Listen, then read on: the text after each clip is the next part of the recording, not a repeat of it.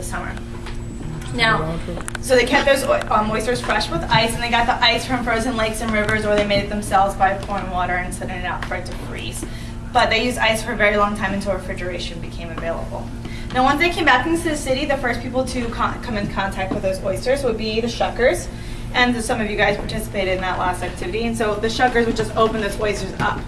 This is one of the only jobs in the cannery that's still done by people, because they've yet to come up with a machine that can crack that oyster in half and open it without getting any shells in the oyster meat. Same thing with crabs. If you guys have eaten crabs before, you know you have to pick them.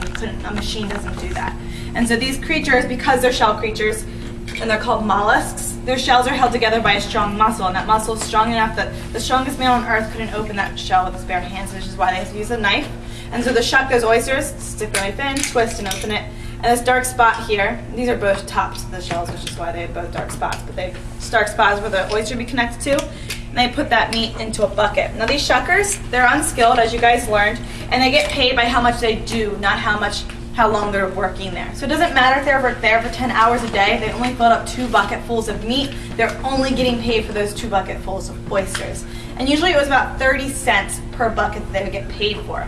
So even in 1800s, that's not a lot of money to live off of, especially if that was your sole income. So this is why a lot of family members had to all work, not only just the mom and the dad, but also the children as well. So some of you guys noticed that you were younger kids, so they didn't get to go to school, they instead had to work because of this reason. And so they got paid by piecework. And a lot of jobs like that throughout the factory and throughout any kind of industry were very similar. They usually got paid by how much they did. It was a way of encouraging them to work more.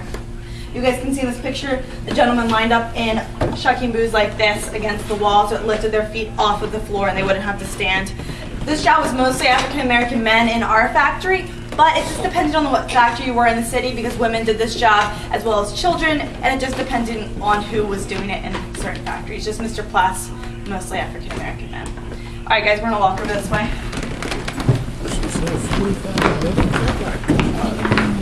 Wait, can you edit this out? Stop recording it.